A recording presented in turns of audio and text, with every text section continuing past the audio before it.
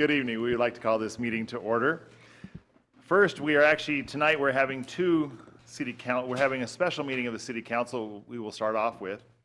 This is the special meeting of the City Council held at 5 p.m. on Tuesday, July 2nd, 2024. The council may go into executive session for legal counsel in accordance with ARS 38-431.03A.3 to discuss any agenda item. The following items may be discussed, considered, and decisions made relating thereto. First, we're going to have our roll call. I'll turn some time over to our city clerk. Mayor Watkins. Here. Vice Mayor Samley. Here. Councilmember Savage.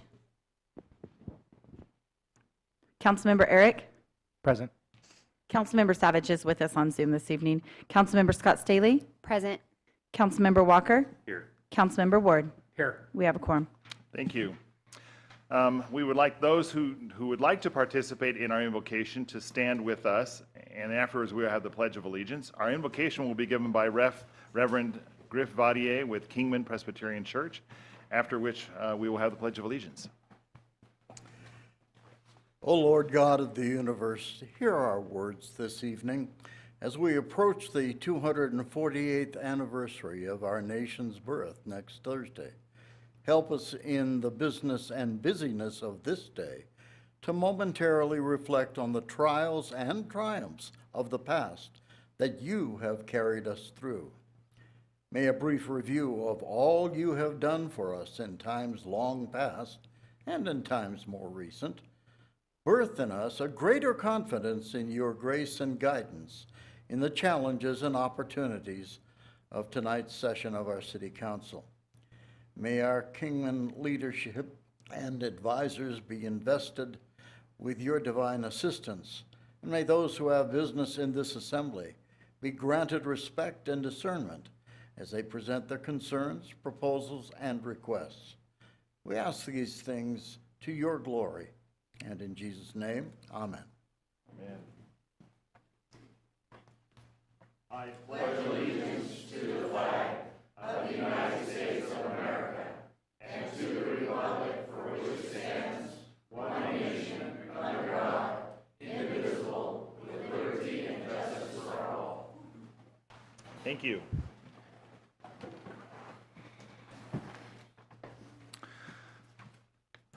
Item 1A on our special meeting agenda. A, public hearing on resolution number 5512 and adoption of the fiscal year 2024-25 budget and capital improvements plan. The public hearing and adoption of the fiscal year 2024-25 final budget and capital improvement plan represents the last step in the formal budget process. The City Council may make additional modifications prior to adoption of the final budget, but may not increase the budget above the appropriations set in the tentative budget, which is, in parentheses, $339,448,356. Prior to the fiscal year 2024-25 tentative budget adoption, the council requested $100,000 be added for a Trails Master Plan. This was added and is included in the fiscal year 2024-25 final budget schedule. Staff recommends approval. As this is a public hearing, we will open it as, or Tina, I'm sorry, we'll give time for you to explain first. Actually, Mayor and Vice Mayor and Council, I don't need to. I think you did a fantastic job, so I will sit down and be here to answer any questions if there are any, if that works for you. That works for us. Thank you very much. Thank you. So this public hearing is open. We have one person that has signed up so far, Mr. Steve Robinson.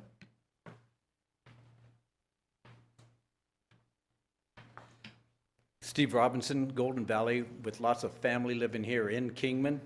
And I gave kudos to Ms. Moline and her department because they have done a fantastic job. They've set up a stellar example for other government agencies in the county, especially the county. And so I've been looking at the budget because I'm what you would call a budget hawk.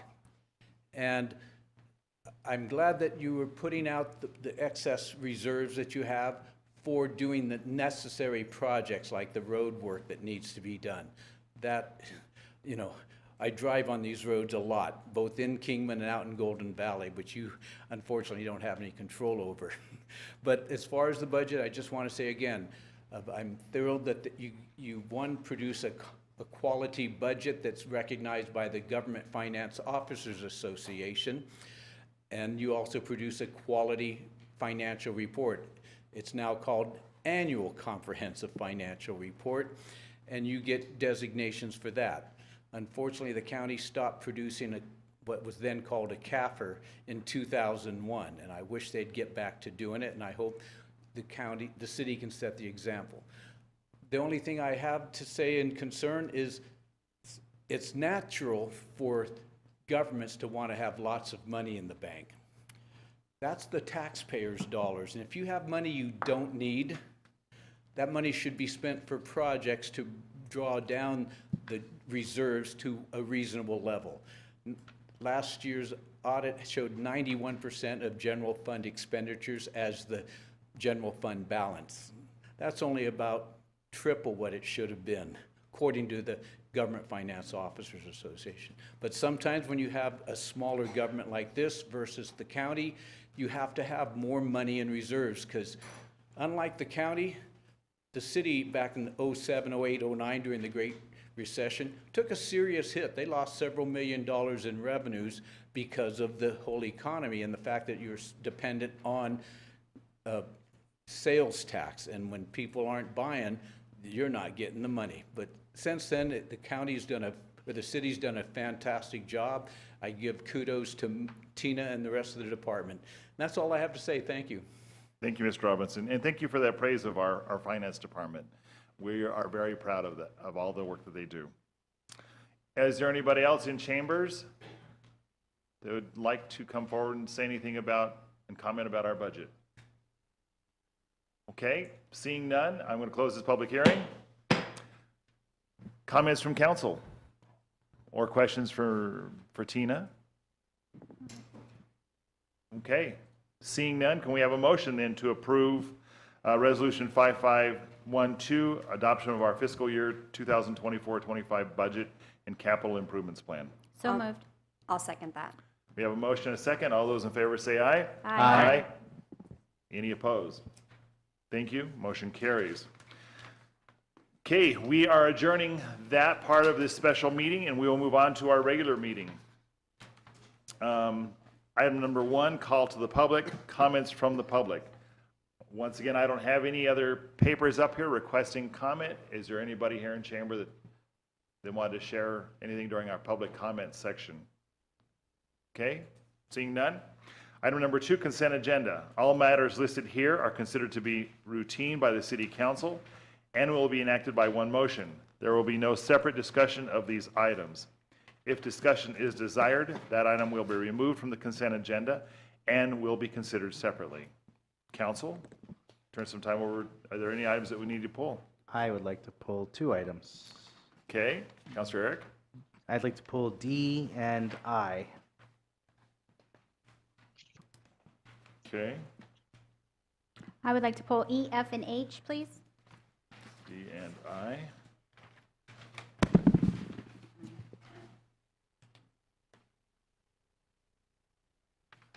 And then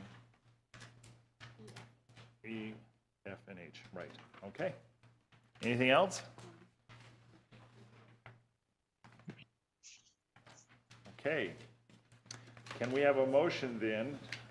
Actually, I think that's over half of our consent agenda, isn't it?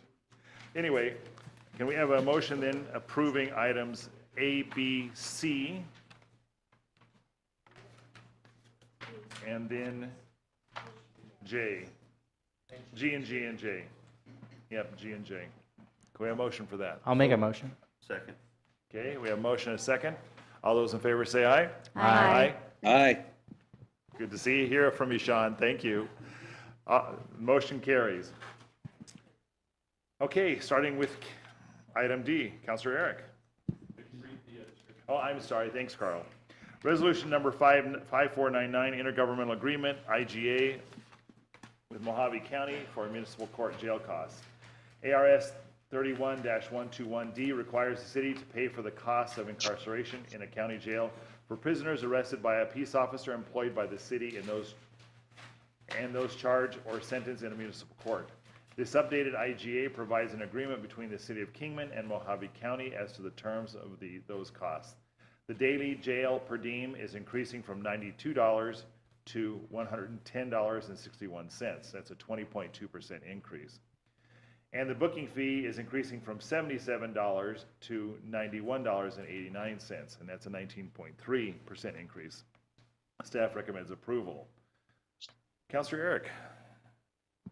Yes, half of this is educational and half of it is hypothetical. I had a question for Carl, and this is, what happens if this agreement is canceled? Like, what happens if everyone here today votes no and it doesn't pass? One, and then my second question is, other councils have mentioned that when inmates are released, they're released here. And so I was wondering if we're able to do IGAs that recommend things like this, can we work or look into a potential exclusive, a separate IGA that kind of talks about whether we bill other cities for the secondary costs associated with having a county jail in Kingman, or a discount on this rate, maybe? I mean, just what are the hypothetical options? And, Okay, oh, sorry. no, that's it. Those are So my two first questions. question, if we don't do the IGA, what do we do with our prisoners? Well, we would have to locate another facility to transfer, and it's something we did when this jail was built. I don't know how many years ago, 10, 15 years ago. We negotiated an IGA with La Paz County to transfer our prisoners down there. It was a cheaper option, but we didn't transfer all because they were only going to be long-term prisoners. So if it was something more than 2 weeks, we would transfer them down there. It worked at that point in time because it was cheaper, and La Paz jail was housing a lot of immigration detention folks.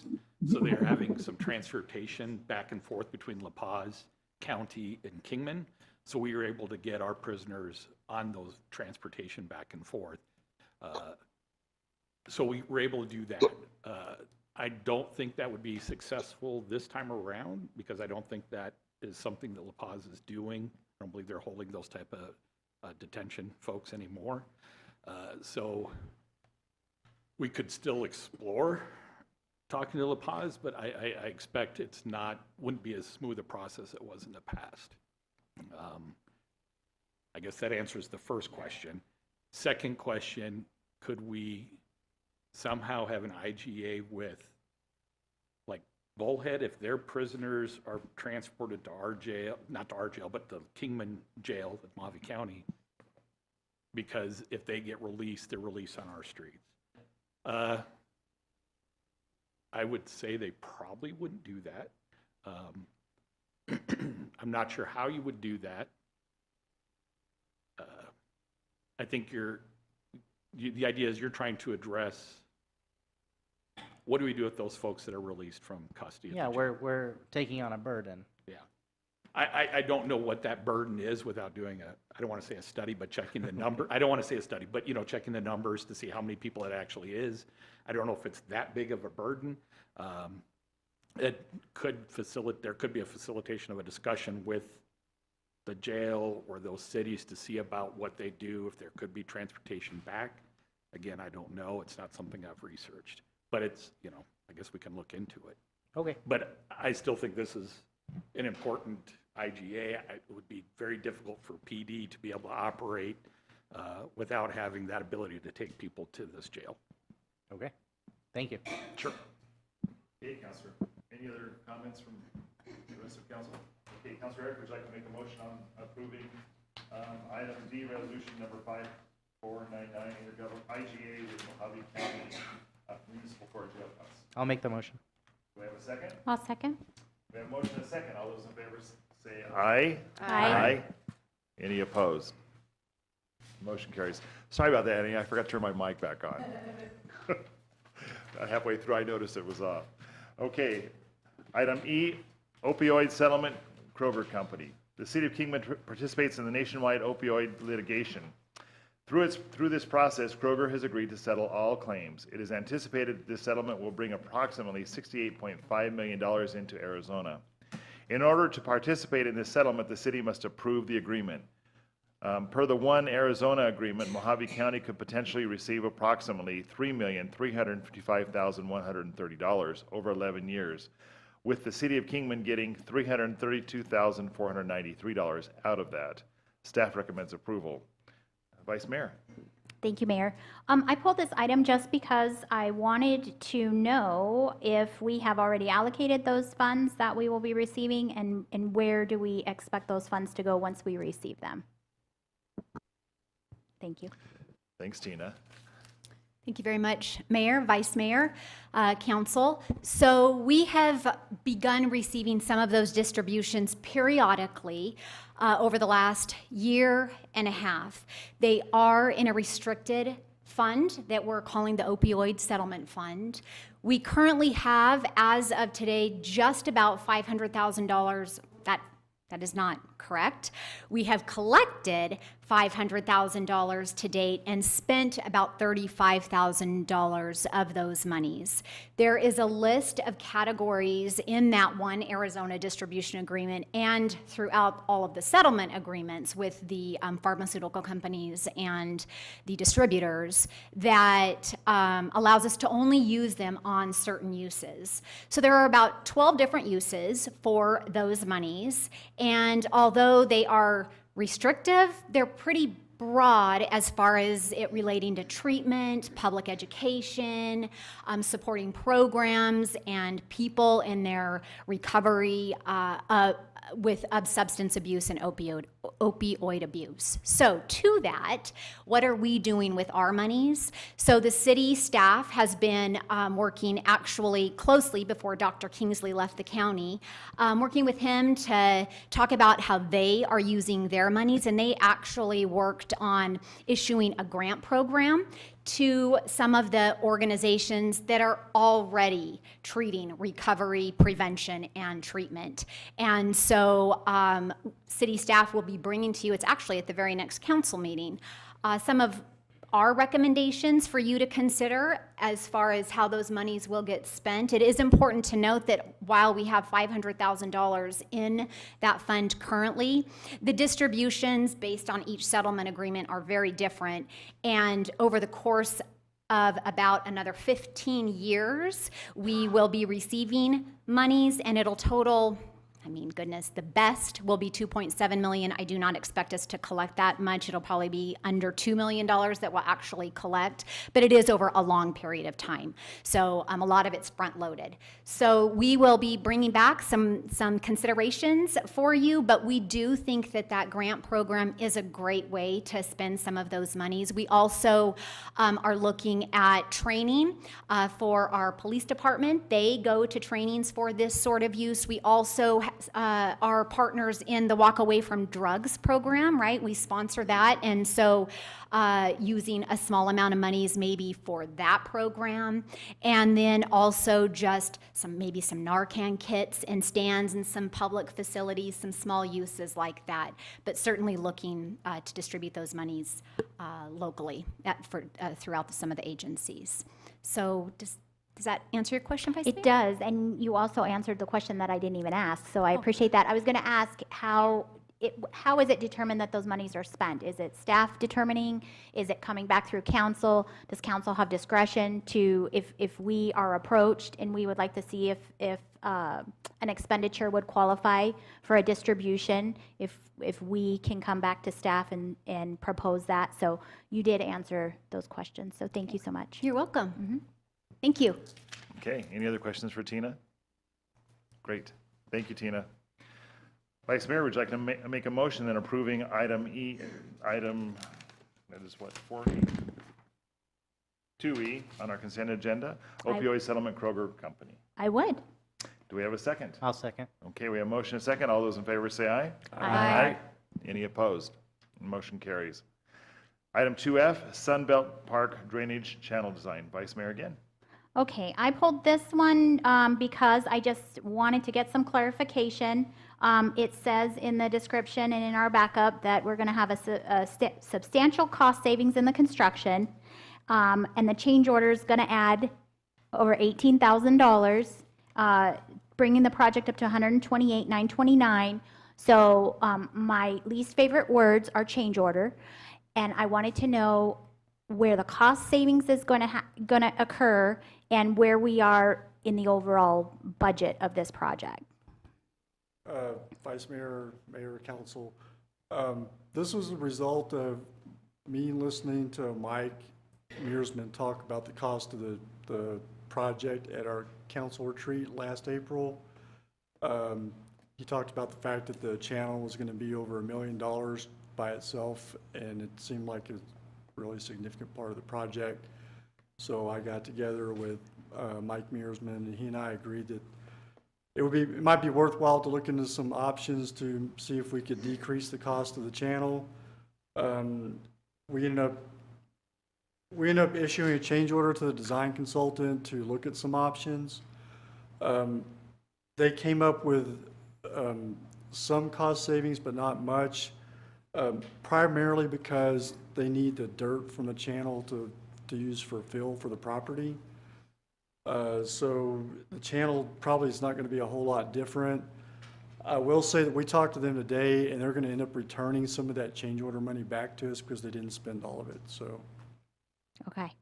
Well, that was, my second question was going to be, was the change order worth the significant cost savings that they may or may not have found? So, Right. okay. That's good news. Yep. Thank you. Yep. Any other questions? Comments from council? Okay. Vice Mayor, would you like to make a motion on item 2F, Sunbelt Park Drainage Channel Design? Yes, I'd like to make a motion to approve item 2F in the consent agenda. Do we have a motion? Do we have a second? I'll second. Okay, we have a motion and a second. All those in favor say aye. Aye. Any opposed? Motion carries. Item 2H, authorization to enter into a contract with Dorm Policy Group. Dorm Policy Group has been providing, actually, hold on one second. I think we talked about having Ms. Dorman come there. So we're going to go to Eric first. Finish that one, and then we'll. Well, I'll make a motion to go ahead and approve this. Oh, you're good? This item. Yeah. I don't Oh. have any questions. You don't have any questions? No. Okay. So, Carl, do we need to read anything else on that since? I think we're fine. Okay. So item 2H, authorization to enter into contract with Dorm Policy Group. Can we have a motion then, Vice Mayor? Okay, we have a motion from Vice Mayor. Do we have a second? I'll second. Counselor Eric, thank you. All those in favor of item 2H, say aye. Aye. Aye. Any opposed? Okay, motion carries. Thank you, Vice Mayor. Yes. Item 2I, Aquifer Protection Permit Design Change Order 1. On August 2nd, 2022, an agreement was executed with Hazen and Sawyer for $49,939 to modify the existing Aquifer Protection Program, APP, at the Hilltop Wastewater Treatment Plant. The amendment to the APP is required to allow the recharge of reclaimed water through the new recharge well. The design consultant has submitted a change order request for the extra time and effort to obtain APP approval through ADEQ. The change order amount is $36,520 and will be funded out of wastewater projects budget, bringing the contract total to $86,459. Staff recommends approval. Mr. Owen from Public Works, welcome. Thank you, thank you. Mayor, Vice Mayor, members of council, so this is a change order, as stated in the description. In order to utilize the recharge well out at the treatment plant, we have to modify our aquifer protection permit. So the APP kind of governs the discharge of effluent from wastewater treatment plants. We actually have two of them out there currently. One is for normal operating conditions, and then the other one is for tertiary treatment. For a while, we were doing supplemental treatment at the end of the line, and we had like a fill stand out there, and we're supplying non-potable water for dust control. This would be a new amendment to allow the discharge of that effluent into the recharge well, thus augmenting our groundwater supplies, which was kind of the focus of the whole project. We started working on this project back in February of '21 while the recharge well was still under construction. The recharge well has since been completed, and we still don't have our permit. We hired Hazen and Sawyer. We did this. Right, currently, we just submitted our 4th submittal, and I think that's the justification from the design engineer for the change order is typically, they would price that work needed for 1, maybe 2 submittals. We're on number 4. We've had, lengthy reviews with DEQ. As a lot of the state agencies, DEQ has a lot of turnover. And so we've, on multiple submittals, we've had completely different personnel that we've been dealing with. So what was important to one person maybe is not important to the next, and something new is. So essentially, we've gone through this process. So with this fourth submittal, things are actually looking good. Not to jinx anything right now, but we do have at least a timeline for advancement of the permit. Based upon communication since we submitted this, we're looking at having a draft permit available July 22nd. With these APP permits, they have to go out for, the public has to be notified and they be posted for public comment. Right now, that would be scheduled for August, and the permit timeline currently is that it would be issued in September. This is not saying that these things are going to happen, but this is the timeline unless something else pops up. But I don't know what else could pop up. So I can try to answer any questions you might have. Counselor Eric?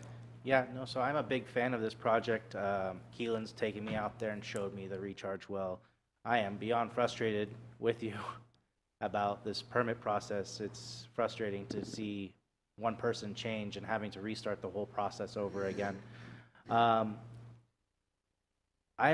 But now it's, instead of just costing us time, it's now starting to cost money. With this one change order is adding almost double the amount of money to the estimate, going from just under 50,000 up to 86. One of the questions one of the lines in the proposal is from Hazen mentions, now ADEQ is raising questions about flood control, site protection, etc. We were not aware that composting area was within the mapped floodplain of Mojave Wash. And I'm kind of disappointed that an engineering firm didn't really highlight the flood. Is that because the floodplain changed recently, or is that because ADEQ changed requirements and played games? Well, I think part of it is, it's the composting area is protected by a berm. There's previously there's a stormwater pollution prevention permit process that you go through, and we had gone through that process for the composting area, so it is protected by a berm. He's noting that as something possible that might come up that has not been an issue that's been raised by DEQ at this point. So okay. I don't anticipate that being an issue. All right. It's good that we finally have a timeline. So I'm crossing my fingers for September as well. Yes, sir.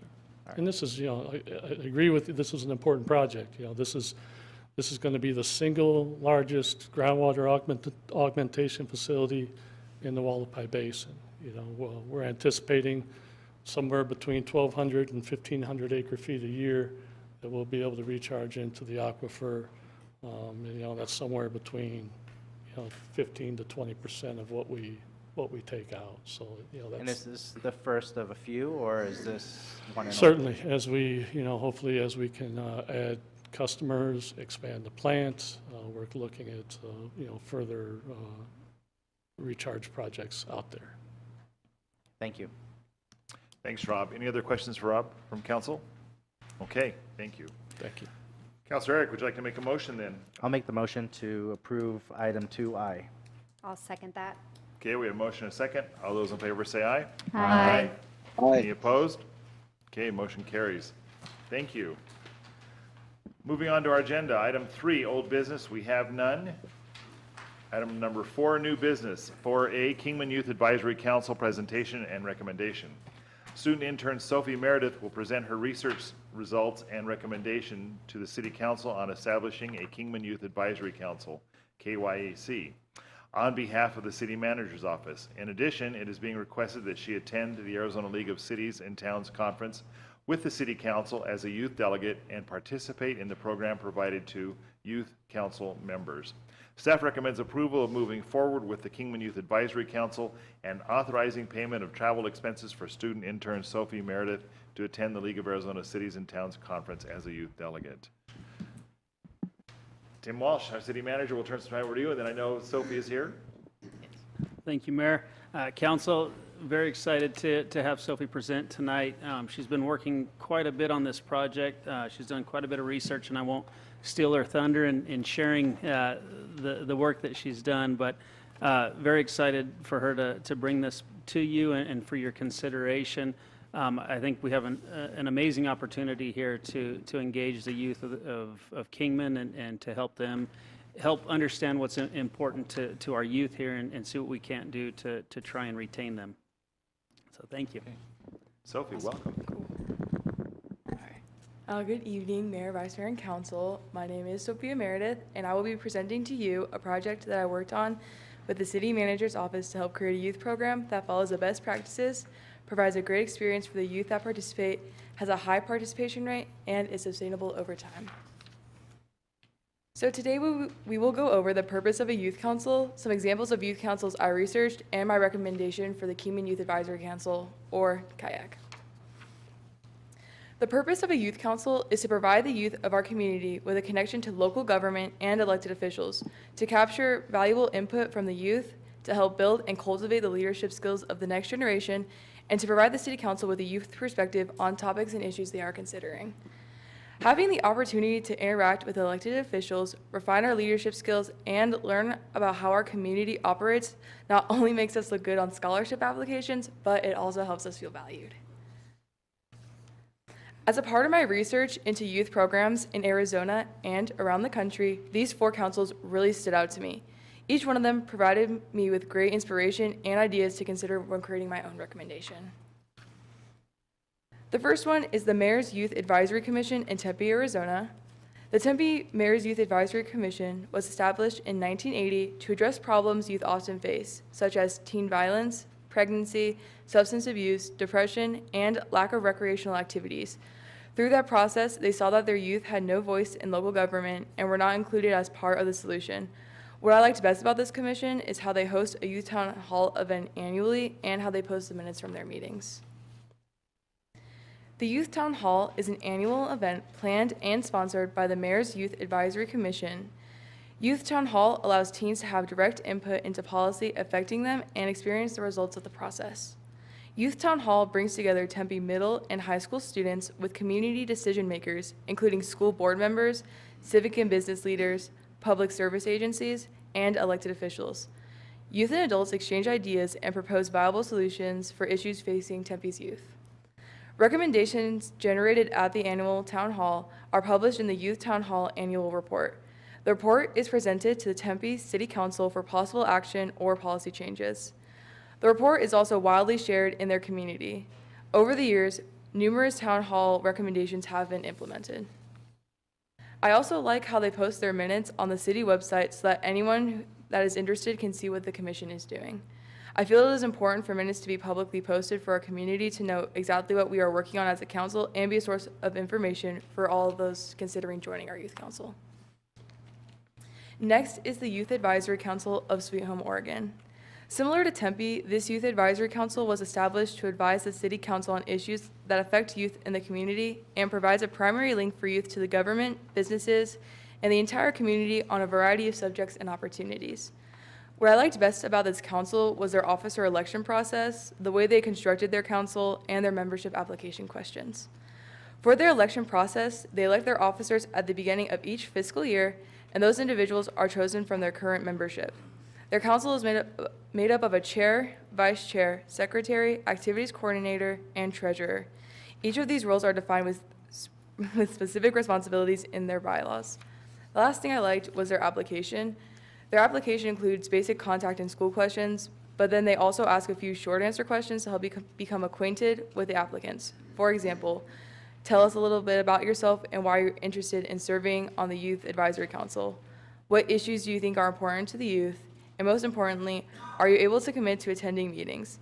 This is so important because it doesn't do any good to have youth on the council who are not available to be active participants. Engagement is essential to get things accomplished. The next council is the Youth Advisory Council from Hillsborough, Oregon. This youth council has a great mission statement.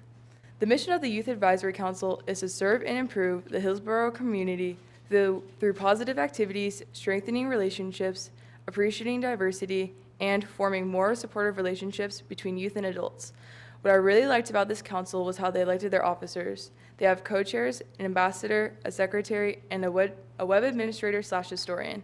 Interested applicants have to provide a statement to the council, and then they interview with the full council, which includes a speech and a question and answer period. I also like that they had very specific guidelines that are laid out for the membership and termination if necessary. I feel that it is important to let the youth know upfront what the expectation is so they are aware when they're applying. The last thing I liked was how they laid out their meeting requirements in a way that really encourages participation. For instance, they have required meetings twice a month, and I felt that was a perfect balance of not too often, but not too far apart. Additionally, if you miss 3 meetings, you are required to write a meeting minute summary and provide it to the council to show that you are up to date on what the council is doing. Youth are also required to participate in a minimum number of council activities to be eligible to attend trainings and conferences. All of this is clearly defined in their bylaws, and you will notice the attachments provided to you that the bylaws I am recommending for our youth council have some of the similar attributes.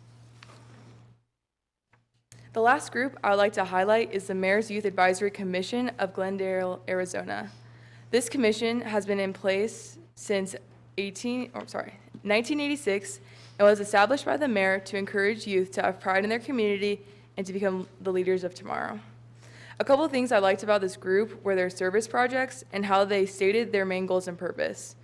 Their main purpose and message is to encourage high school students from across Glendale and provide them with opportunities to make a positive impact in the city by getting involved in their local government and community.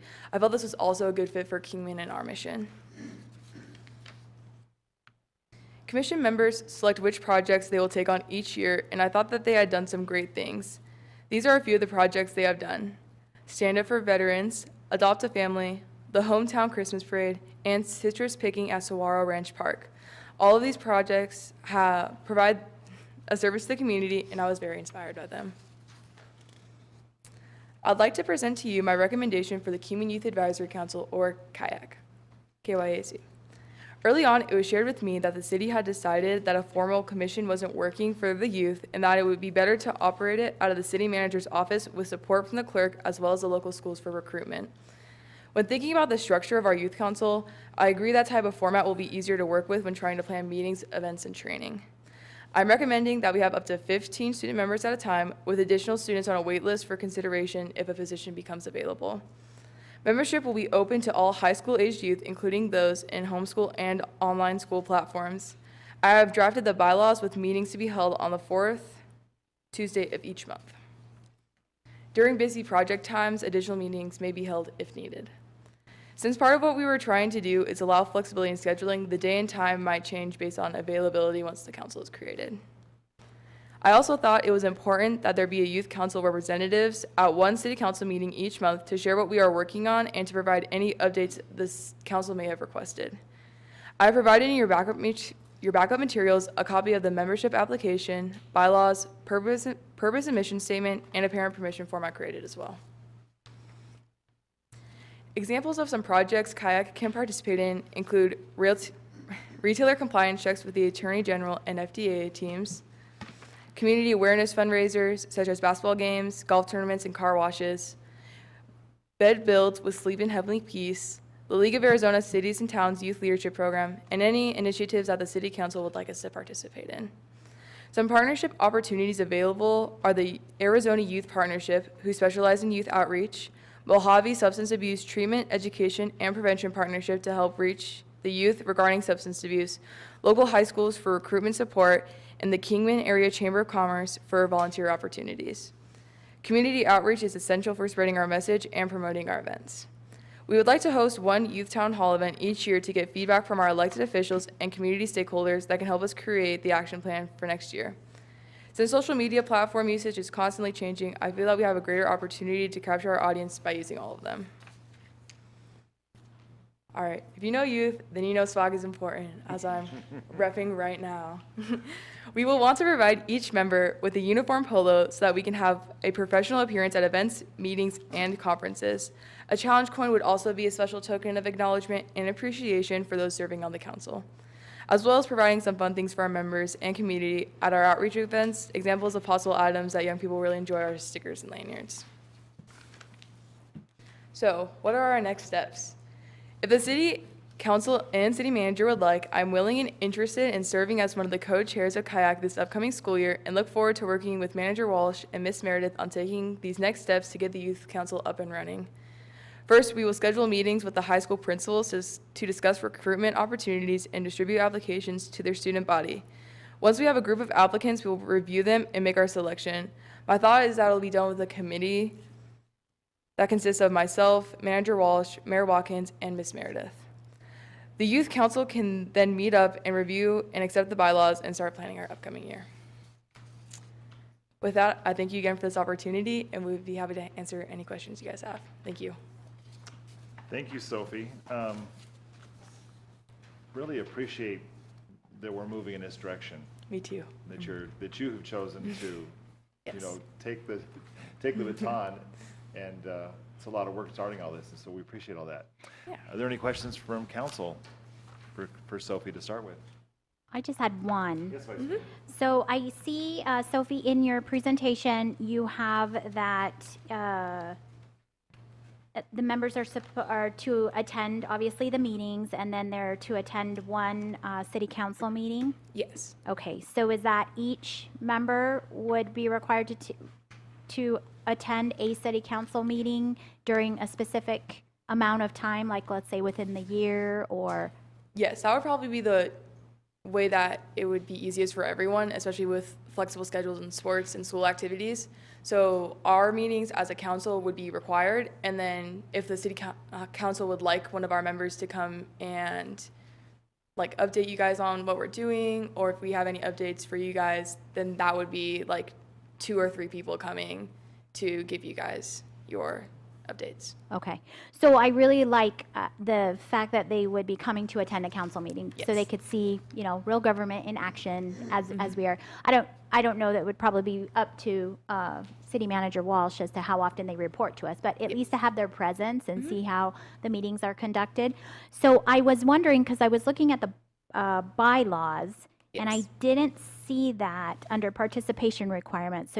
So I was just thinking if maybe that could be a bullet point under the participation requirements that they attend a Yes. city council meeting? Yeah, that part Within will a be year? needed. Yeah, that will be Okay. needed to be changed. Okay, that's all I had. I'm super excited. I hope that former councilwoman Erin Cochran, who is now Deprater, is watching, because I remember how active she was with the Youth Commission when she was a councilwoman. So it's so exciting to bring this back, and I think you're the perfect person to go out there and pitch it for us. So Thank you. I'm appreciate very you. excited. yes. Well, and I like the fact that you've taken the best of all these programs that you've examined and are putting it together for our program and making it even better. So that's a great idea, too. Thank you. Secondly, you mentioned, of course, social media, and let's face it, our younger generations are Yeah. huge into social media and using it. But it's also a vehicle that you can use for praising your peers, Yes. and that is so important in this day and age. We oftentimes, even as adults, we hear more criticism than we do hear praise. And it's so important to look for that in our lives and look for the people that are in our lives and give them praise when they deserve it. Yes. It's huge. So, great. Any other questions for Sophie? Yes, Councilor Seeley. I just wanted to commend you on your presentation today. I am really impressed. You did a great job. Thank you. Not just your research, but just the way you presented the info. So thank you for that. And I am really excited to see this come back. I think it's a great opportunity for the youth in our community to participate. If there's anybody else, I'll make a motion. Yes. I think, are we ready for a motion then? Is there any? Okay. I, Counselor? I would move that we approve Sophie's presentation and move forward with restarting the Kingman Youth Advisory Council. I'll second. Okay, we have a motion and a second. All those in favor say aye. Aye. Is there also a motion for expenses for Sophie? Yeah, that's what I was Okay. trying to Oh, do we jump need to in. do I'll make that Include motion. that in there too? Please. I'll make a motion to approve authorizing payment of travel expenses for student intern Sophia Meredith to attend the League of Arizona Cities and Towns annual conference as a youth delegate. And I think it's the first youth delegate in a long time, so. Yes, I'm very excited for that as well. I'll second. Great, thank you. Thanks for catching that, Vice Mayor. Appreciate that. Okay, all those in favor of that addendum to our motion, please say aye. Aye. Any Aye. opposed? Okay, motion carries. Thank you. Thanks thank again, you. Sophie. Item number 5, department reports, legislative update. Mr. Walsh, turn some time over to you to start. Thank you, Mr. Mayor. We actually have Tom Dorn from the Dorn Policy Group that will be presenting the legislative update. As you know, the session has ended and the chaos has ended for a bit. There is talk, and I'm sure Tom will get into this, there is talk of a special session to discuss water issues, and we are watching that closely, coordinating with the county and looking at what we can do to best protect the water here in Kingman. But with that, I'll turn it over to Tom. Hello, everybody. Happy 4th of July to you all. And there was a lot of traffic, by the way, heading north. I think people might be going to Vegas for the 4th weekend. And also, as I was telling some of you, just to see 93, that little extra mileage with multiple signs that say Kingman, Kingman, Kingman. So it's good to see that, so finally. Anyway, thank you for the opportunity. First of all, thank you for your action earlier in the meeting. Didn't know that was on the agenda, so thank you very much. And I'm going to give you a legislative overview. Some of it's redundant, I'm sure, but it is kind of an overview of the entire session, trying to give you a sense of where things are, as well as where we were with our policy statement that you prepared, which I thought was excellent. And so it was helpful to have this, so we know what issues to weigh in and look out for you. Let me see. Right click. The narrow. The what? Oh, the arrow. Oh, on the keyboard. There we go. All right. Which arrow? That one. Okay, there we go. I went to ASU, work with me. All right. Anyway, session, 1,800 bills, a little ridiculous. As I've told you before, it's kind of a holdover from COVID. And it's, Mr. Mayor, to your comment right now, I mean, you have younger legislators that want to make sure that they have something to post. And I introduced the bill instead of working together with a seasoned legislator who knows the issue. It's like everyone has to introduce their own bill so they can do a selfie holding it. And that's why we now have to go through 1,800 bills, where before it was 600 bills, and it was led by seasoned legislators who kind of led and people respected that. But anyway, I'm getting into my commentary, so cut me off. Here's the number signed by the governor. The vetoes were only half of what we had to deal with last year. And that's nice because a lot of them, as you know, last year were just getting the governor on the record for being opposed to this or that. September 14th is when everything comes into, that's when all the bills, if indicated otherwise, will become effective. Here's the leadership. They did get along better in the sandbox this year. They weren't just shocked from the campaigns and the election to where they were operating on emotion. You know, cooler heads prevail this session with the three of them.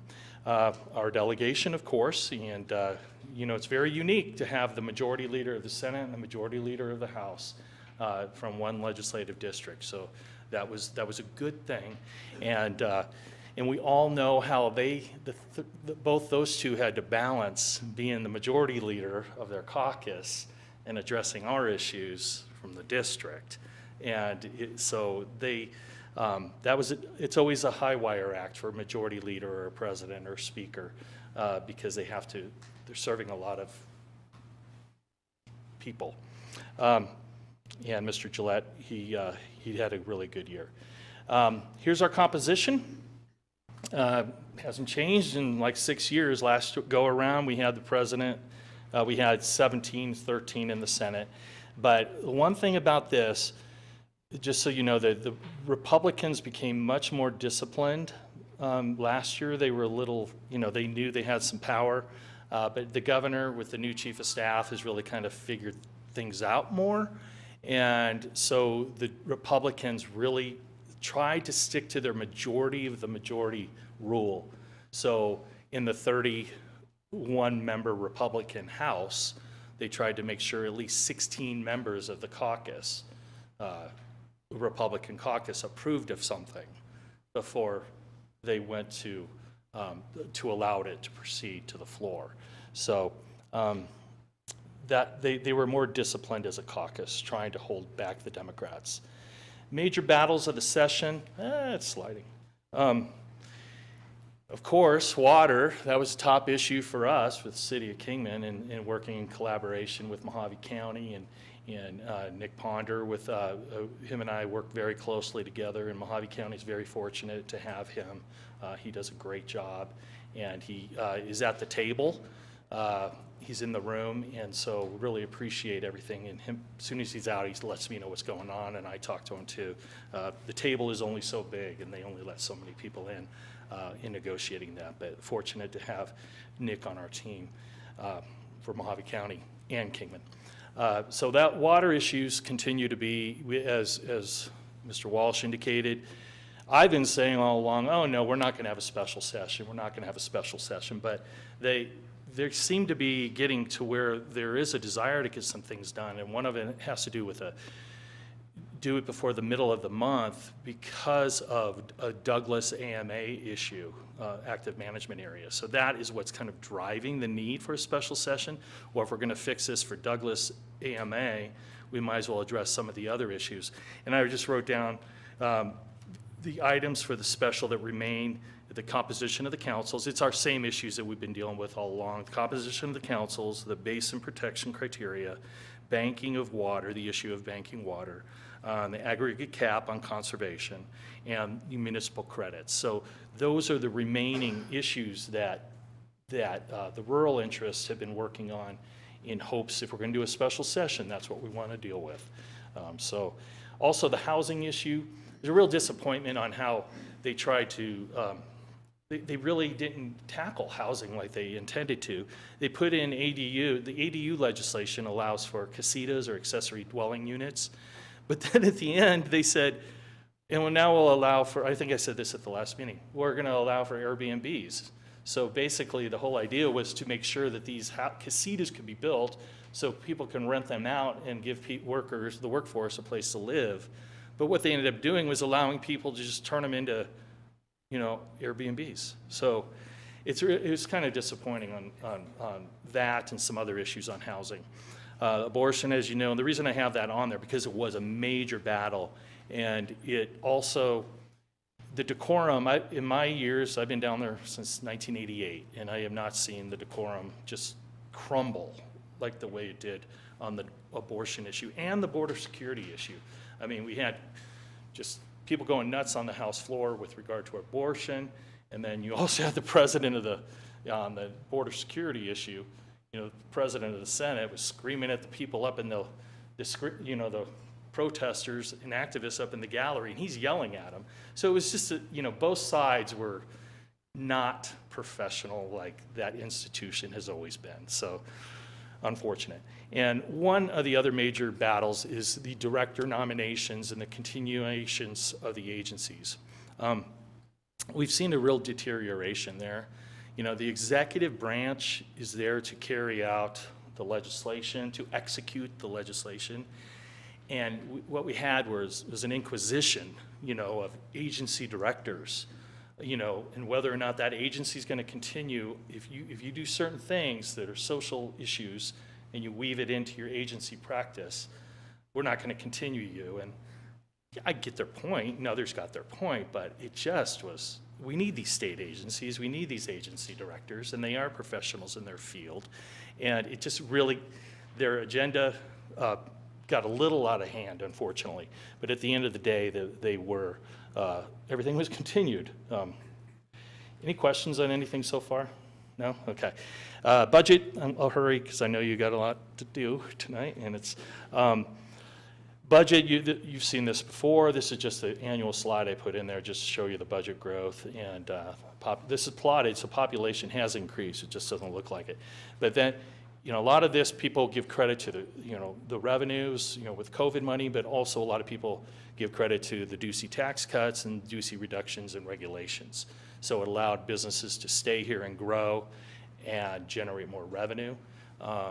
So that, depending on what side of the aisle you view this as, maybe the supply side is working approach. And then the dip is because they overspent. And we could have used that 2.5 billion to kind of help us through the rough times. Note to self, don't spend all your money.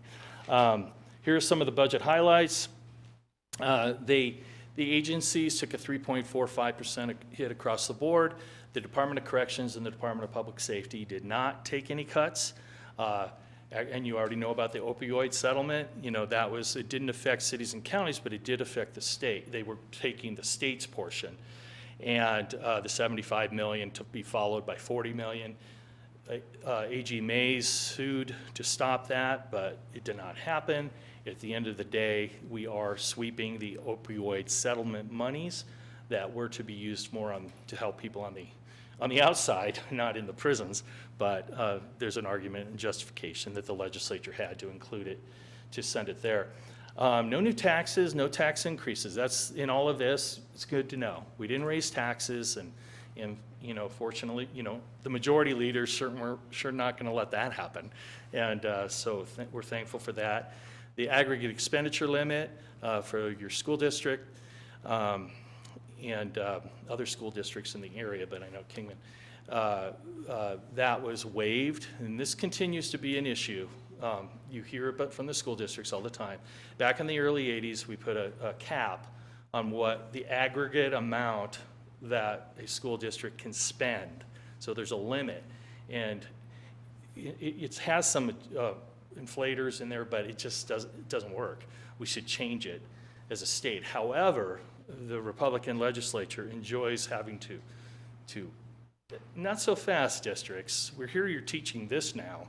You want that cap waived? So it's kind of a check that they have on school districts that may be getting a little far on certain things.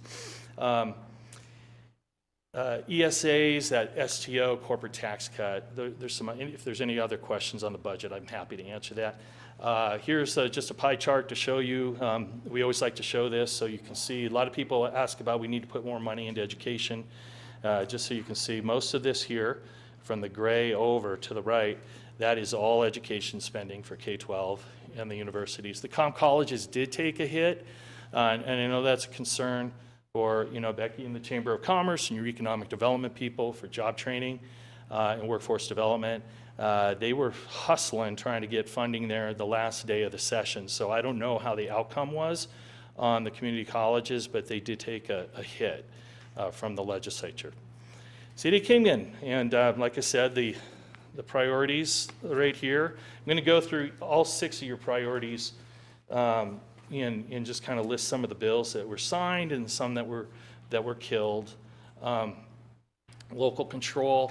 That first one has to do with it was signed. It was Senator Shamp from the West Valley, having to do with expediting timelines on when you submit for planning and zoning, having the departments move quicker, and we also work with the Planning Association, so I'm aware of planners. They're trying to do self-police and do things faster, most cities, but I think the home builders keep whispering in everybody's ears. You need to give them hard deadlines and make them move faster. So that's kind of what that is.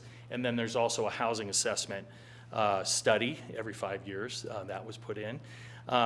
to the point I just mentioned, Gowan, Senator Gowan wanted to, if the cities aren't moving fast enough, then the developer can bring someone in to kind of review and approve it on behalf of the city.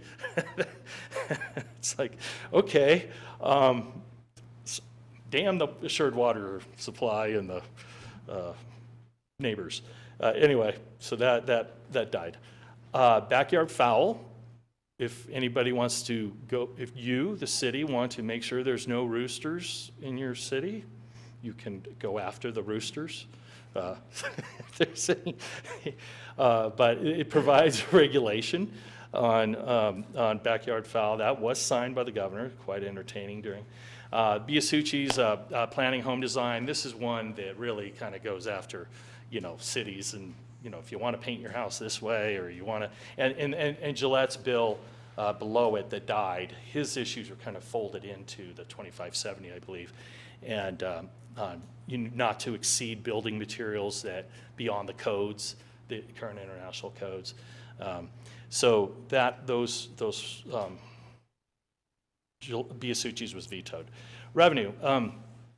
Some of the audits there on.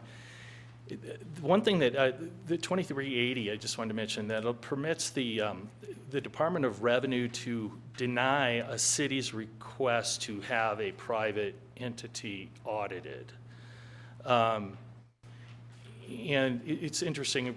Need to look into that a little bit more, Carl, just because you don't know what.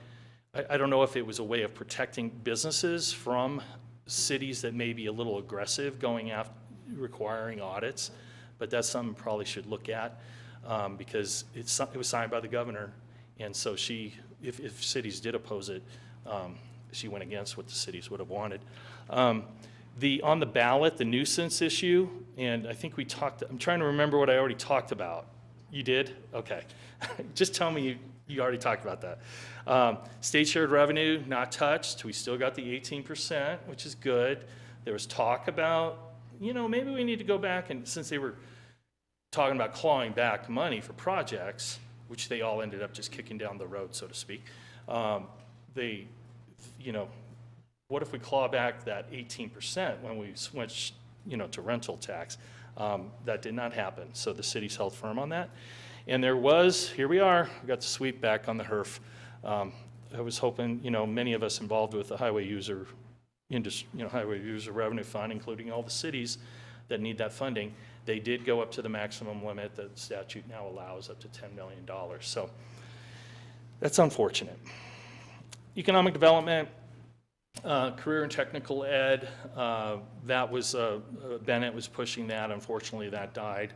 The tamale bill, if you remember that from last year, 2042, and I'm sure the county health department was involved in that and concerned about that. It was fixed and signed.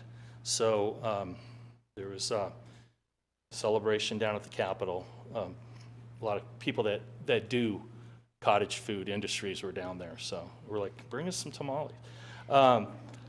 State agency continuations, at the end of the day, those did happen.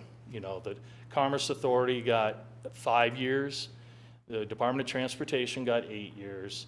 And like I said before, when the legislature does this, they're messing with things that they don't realize. Bond houses in New York are listening to this stuff.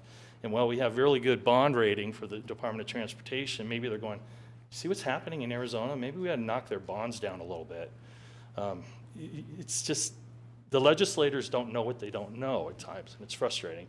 The aviation fund, which is not good for everything that we're planning for the Kingman Airport, the aviation fund was low-hanging fruit, and they always seem to go there and sweep some money. I don't know how much of the $15 million is the total fund, so I was trying to find that out before. I should know that. I used to work for ADOT. But those issues. Water, I'm going to list all the signed water bills and the vetoed water bills. So you have an idea. Just know that the signed water bills are what Governor Hobbs wanted. And the vetoed ones are what the home builders and the ranchers and the farmers wanted. And So it just, without getting into details on all of these, just know those are the camps. And our solutions for the city of Kingman are the ones I already talked about in the special session, if that is truly going to happen. Those are where our solutions are. And some of those solutions are in the dead bills. So I'll just keep moving on here. So if there's any specific questions, let me know. 1221, which you wrote letters in opposition, so your letters were effective. 1221 died, so congratulations on that. Vetoed, here are some of the vetoed bills, and these are the things that we are still dealing with. Public safety. These, another one of your pillars. Borelli always has been an advocate for animals, and so he introduced the bill again, and it died. So there we are.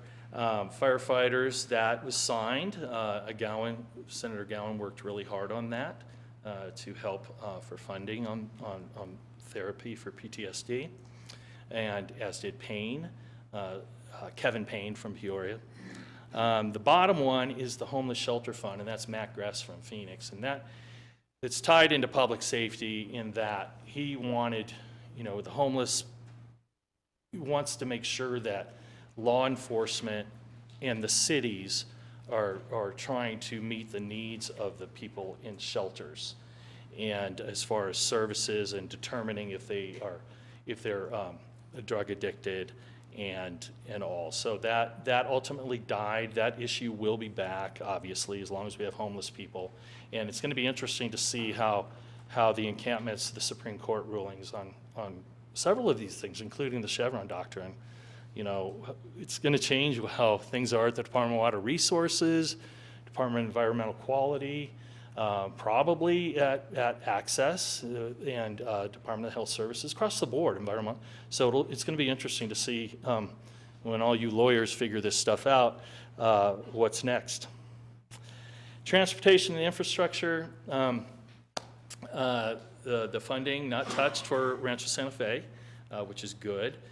There was no additional, and Mr. Mayor, Madam Vice Mayor, the letters were not sent. You asked me to send letters, and I talked to Leo Biasucci about, I need to send letters. Is this going to happen? And he said no. He said we're not going to fund.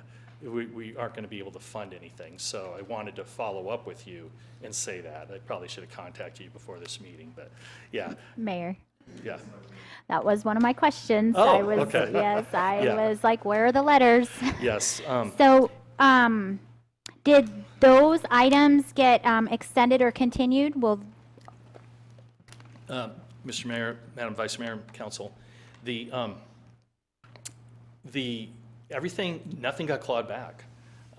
They kicked the can down the road. There was $157 million in projects that they did cut, but almost everything was extended out to 28, fiscal year 28. So if revenues don't increase, we're going to be having to fight for things that were funded, and so I think we're going to be in the same place next year in asking, if we ask for Airway, Eastern, and any funding that is missing on Rancho Santa Fe, we'll be going through this exercise again. Okay, so what recommendation would you have for us to be more effective in arguing? I mean, I know there is a lot that happens at the Capitol, and it depends on what side of the fence you are, and if you're in favor of the budget, you're not in favor of the budget. Do you get your funding? Do you not get your funding? So I really feel like I would like to see more involvement and more communication downstream from you in being more proactive so we can get ahead of it. And if it's a visit, like I said earlier in June, if it's a visit down there, if it's a meeting, if it's something, I feel like we're just always behind. Mr. Mayor, Madam Vice Mayor, Council, we were working it, as were the legislators. John Gillette was on top of it because he was kind of the point person, if you will, on the Kingman projects. And I would talk regularly with Biasucci and ask him, where is the funding happening? He's like, don't hold your breath. And so there was a lot of that happening already. And while people continued, and there was always optimism that something's going to happen. And at the end of the day, when we finally see the budget, it's there. And they're so watertight on what's in and what's out these days. There used to be more leaks. You would think there's more leaks now, but there used to be more leaks back in the old days. You know, a piece of paper floating around, and you could, oh, that's not in there, and go fight to get it in. It's almost like we sit and wait for a verdict, and if it's in or not. And so while some things were cut, everything else was kicked down the road. However, I want you to know this. This is an interesting, just to help you understand. Every legislator, it's kind of a budget thing, and they probably don't want me saying this in public, but it is what happens. Like 30 million, every legislator, all the Republicans kind of, are you on the budget? And you get to keep up to $30 million in stuff. Some people, the Republicans in the East Valley, were not on the budget. So the 24 freeway in Queen Creek into Pinal County, that got cut from 87.5 million down to 59 million because people weren't on the budget. If you were on the budget, things got saved, got kicked down, delayed, and our delegation was on the budget. So everything they could salvage, they salvaged. Okay. And that's a good thing. But even if you're a Republican and you're not on the budget, you kind of lost some things. And that's kind of the inside hardball that they did, because otherwise the budget gets more expensive having to go get Democrat votes. Okay, thank you. So, but Mr. Mayor, Madam Vice Mayor, I hear you. I've heard you for 3 months now on this. You've been very consistent in your messaging to me, so I hear you. And let's have a fresh start here going into next year on getting way ahead on these projects, all of you. Yeah. Mr. Mayor? Oh, another thing, Dunn's Bill 2318, that's good. You know, if you put money up. Tom, Councilmember Savage is on with us on Zoom. Let me see if we can get him turned up. Am I live? Wait, hang on. Am I live? We can hear you. Okay, beautiful. Tom, I just want to thank you from the bottom of my heart, and I'm sure the rest of the council thanks you for representing our city and what we're going through. We do definitely have growing pains, but you have been a blessing. And it's been years that you've been probably doing this. I think you mentioned back to 1988. So you must be like 63, somewhere around there. 58, thank you. But thank you. Our council is doing a great job of working together for the aftermath of the growth of our city. And it's a blessing to have you working with us. So I just want to thank you on behalf of all of us. Thank you. Mr. Mayor, Councilman Savage, thank you very much. You made my day. Thank you very much. Almost done, everyone. I just be excited about 2318, transportation folks in the room or council, that it's matching funds, so that's good. And ADOT was finally continued, and so that's it. November ballot measures, this is from the 2023 session. I'm sure you're all aware, and I see we have some election people. People are excited about elections here. There's going to be a lot on the ballot. I'm not going to get into all of these, but I'm sure Becky and the chamber will probably do something to help get the word out on things. I know some of the that's happening around the state, but that was last year. And what's interesting, you would probably like this one, SCR 1015. When people come from out of state and they you know, hey, let's run a ballot measure in Arizona, and they stand in front of the Costco or a Walmart in Phoenix and Tucson. This will force everybody to go into every legislative district and meet a certain threshold. So these people from California are going to have to go to Greenlee County and get signatures. So, so it's a good thing. So we'll see. And emergency powers, that one has to do with coming out of COVID and a governor, what he or she can do. for emergency powers without the legislative approval. And that's about it. And first responders, you see that there for fire. This is what we did this legislative session. The nuisance issue, I think I brought that up before, and the border issue, that was really watered down from how it was introduced. In the beginning, it was more like, people said 1070 on steroids or son of 1070. Show me your papers. It's more now, if you have video evidence of crossing the border, you can be arrested elsewhere in the state. Goes after fentanyl penalties, and so that's going to be interesting to see. And we don't know if abortion, putting the right to abortion in Arizona Constitution, or the ranked choice voting elections are going to make it. Those signatures have to get in and be validated and withstand the court. Those are the initiatives on the street. These are the referendums. So I won't go into all of them unless anyone has questions. Here we go, wrapping up. I had one Oh, question. you got one? Okay. What's SCR 1040 with the tipped workers and wages? Oh, Mr. Mayor, Councilmember Eric, that is the one that it was pushed by the Restaurant Association. So if instead of paying minimum wage, if they have tipped workers, because the minimum, they shouldn't have to pay minimum wage. They can go in, I believe, 25% below minimum wage.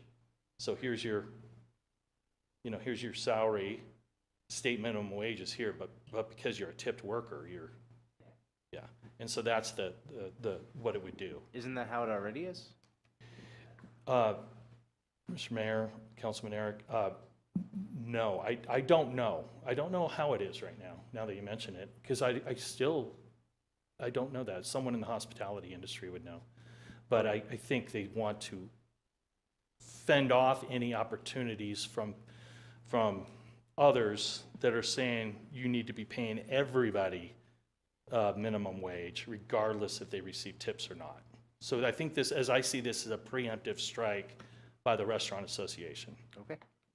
That makes sense.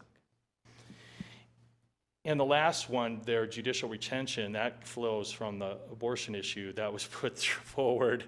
Here we've had judicial retention, but now changing that, and it would be retroactive because some people are going after the 2 Supreme Court justices that upheld on the abortion issue. Any more questions on that? Okay. All right.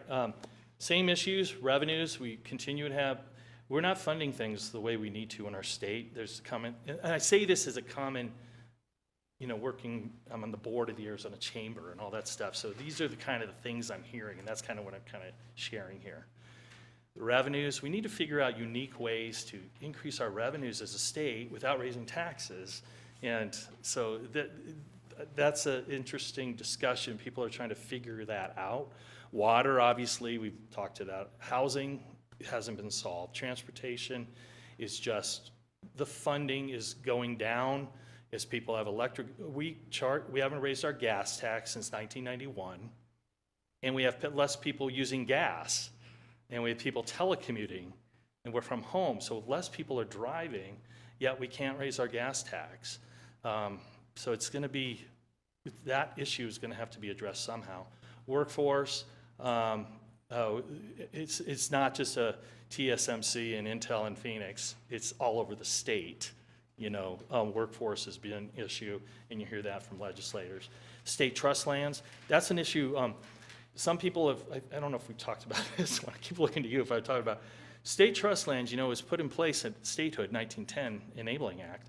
That worked more in the grazing and the copper, the mining and agriculture. Now, how do we change that to do more conservation, yet also maximizing the value for development? And who should the beneficiaries be? So that's kind of a big discussion, because we're still funding the Pioneer Home. Do we need to do that anymore? Pioneers are gone. And it's so, should that be for education or something else? And air quality is becoming a big issue, not just in the metro areas, but statewide with PM10 regulations. And, you know, it may impact the industry that you can locate at the airport and along the corridors here in the future. So that air quality seems to be a big issue that's coming back from the federal government. But because of Chevron doctrine, who knows, things may not be as bad as we think they need to be or are going to be. Thank you. Thank you for the opportunity to represent you at the Capitol. I apologize if it went a little long, but there was a lot to wrap up and cap. I'd be happy to answer any questions. Well, Tom, first, thanks. I echo Councilor Savage. Thanks for all you do representing Kingman. And of course, I think the Vice Mayor has brought up some good points as far as we would like to stay ahead of certain issues. I know very critical, especially our water issue. And yeah, it's probably the most important one to us. So, Vice Mayor, I know you have some questions or comments. I did. If we do get a special water session, what will your role be for the city of Kingman during that special water session? I know I've heard you speak often about how you defer to Nick Ponder because he's the expert on water. But I know that you may not get a seat at the table, but I really want to express how important it is that we have you involved with our water discussions for the city of Kingman. We renewed your contract and our expectations are high when it comes to water. Mr. Mayor, Madam Vice Mayor, Council, I hear you, and I've talked to Mr. Gillette about this, and Leo, Mr. Biasucci, and I wish I was in the room.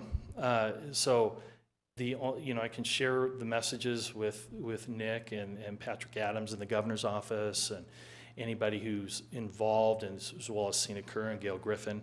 These are our concerns, and I do that and I share that, and then since you're not in the room, you kind of wait for what comes back, but our messages, as far as the Wallapai Basin and everything, are consistent with Supervisor Lingenfelter and others that are working on all of this. So I hear you. I wish I was in there, so I just have to talk to our legislators and to Nick and to others, including the governor's staff, Jennifer Laredo, Patrick Adams, the people on the 9th floor. So I do what I can. What I would like to see is although you're not in the room, you're still in close communication with Nick and the governor's staff and things like that. I would like to hear your perspective back to council and city manager, and I think your purview might be different and your recommendations could be different on how we approach things. I just want to make sure that we're casting our net as wide as we possibly can to get the information received and to be able to give input. So that's all I'm asking is I really want you to be proactive in the special water session should it come to be. I appreciate that, Mr. Mayor and Vice Mayor. Yeah, and one of the things uniquely that if I've been saying anything to anyone down there, well, they're all focused on agriculture as they see it because their tradition, I've said this before, traditional farming in Buckeye and Queen Creek and Pinal County, farming in Kingman is not like that. This is recent in order to get the water. And so that is something I keep beating the drum on, that our agriculture is different from your agriculture. And you're making decisions as if we're tearing up generations of farming, which we're not. The ag to urban bill, some of those generations of farming are ready to cash out. And so that is a unique message that I'm saying more than maybe others are saying from this area. Well, and if you could add to that message, growth. The current discussions that we're having about water, we have to plan for our growth.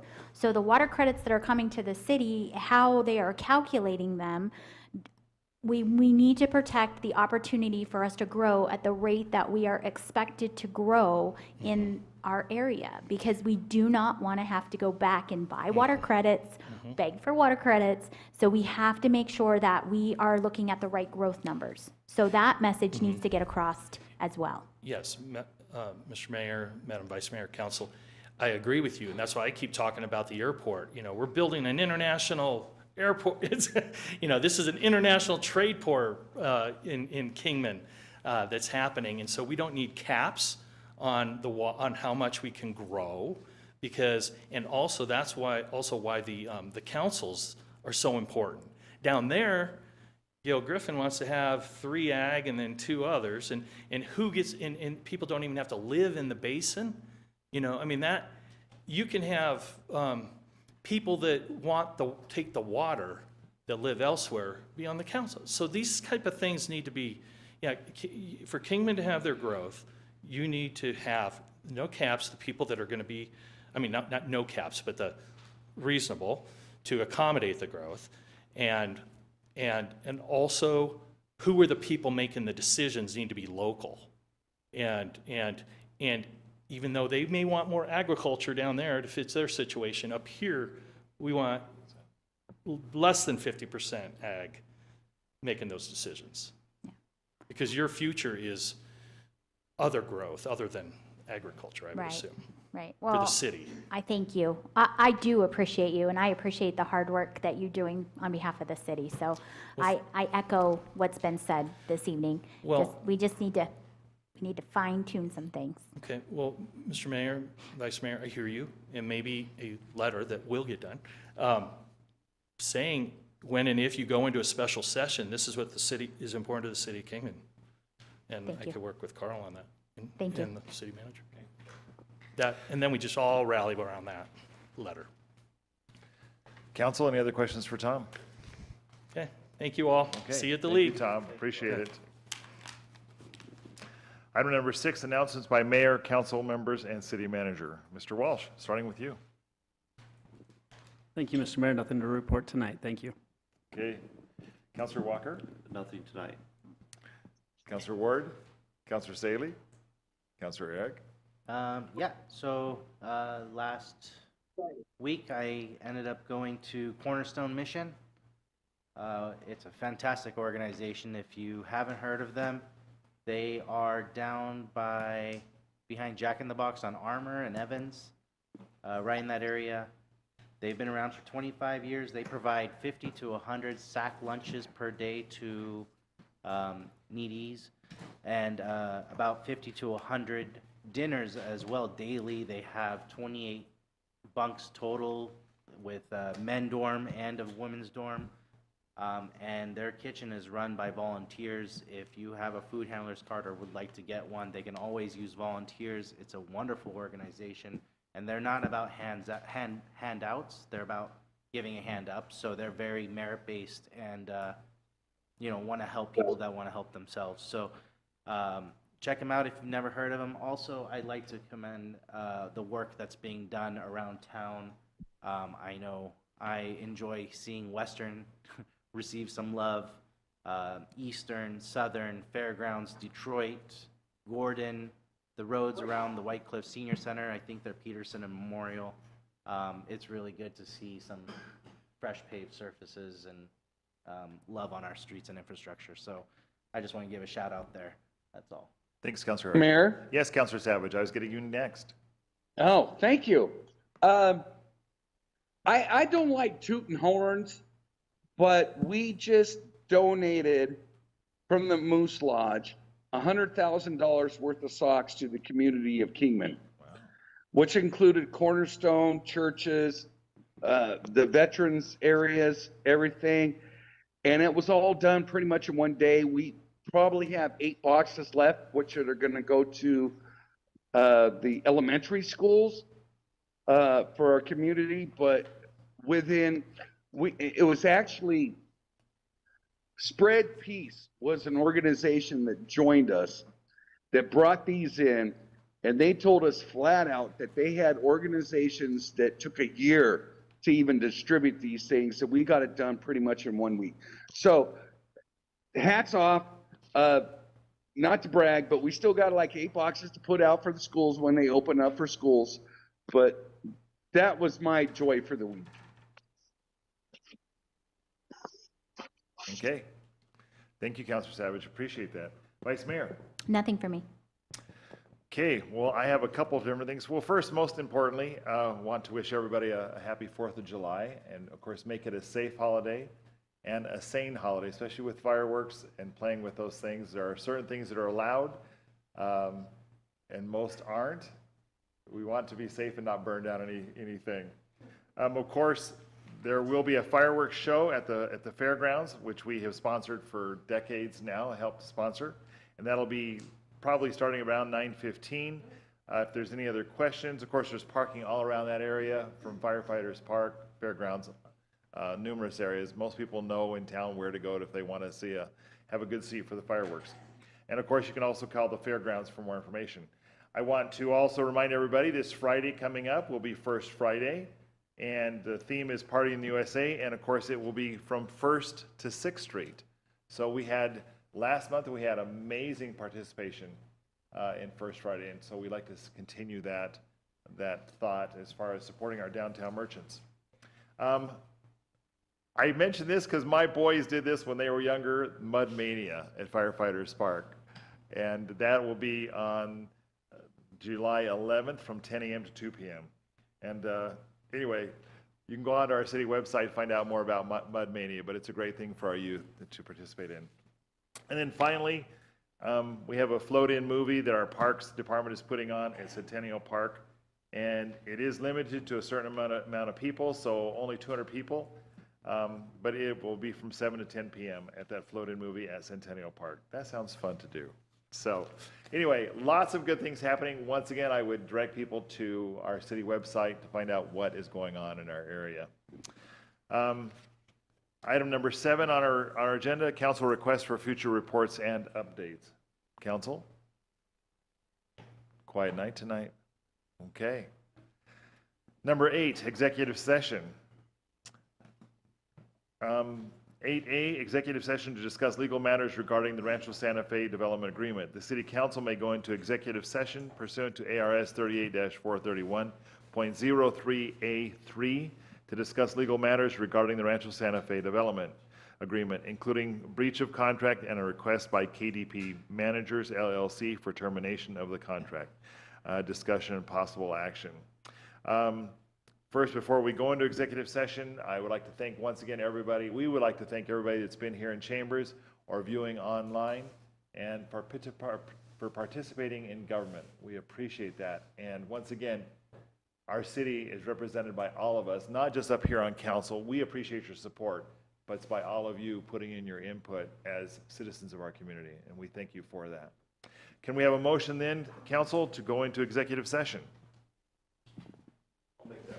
Okay, we have a motion. We have a second? I'll second. Okay, a motion and a second. All those in favor say aye. Aye.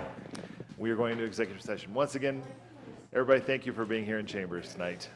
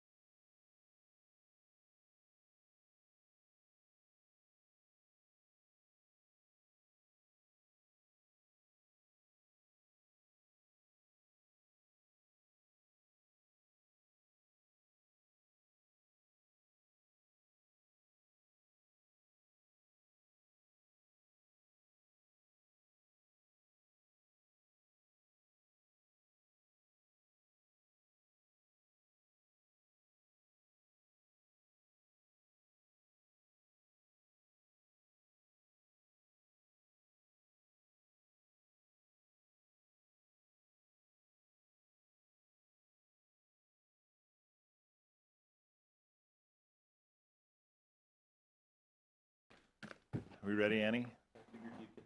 Oh, IT says we're good? Okay. Well, we are back from executive session. And first, I do want to state one thing that, or do we want to go ahead and make this motion first? We'll do that? Okay. Can we have a motion then for the termination of the contract with KDP Managers? I'll make that motion. I'll second. Okay, we have a motion and a second. All those in favor say aye. Aye.